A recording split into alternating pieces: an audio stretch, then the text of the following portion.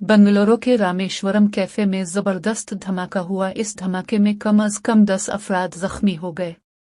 एक खातून समेत जख्मियों को करीबी अस्पताल मुंतकिल कर दिया गया।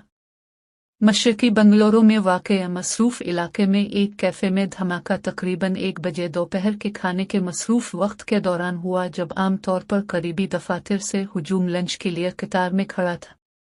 कर्नाटक के वजीर दाखिला डॉक्टर जी परमेश्वर ने सीनियर पुलिस हुक्काम से बात की और सूरत हाल का जायजा लिया।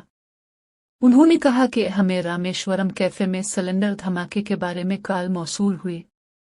फौरी तौर पर फायर इंजन को मौका पर पहुंचाया गया।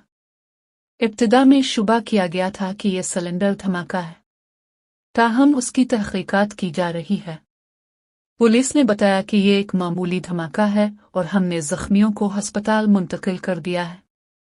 ये वाक़या दोपहर 1:30 से 2 बजे के दरमियान पेश आया। हम उसकी तमाम ज़ावियों से तहकीकात कर रहे हैं।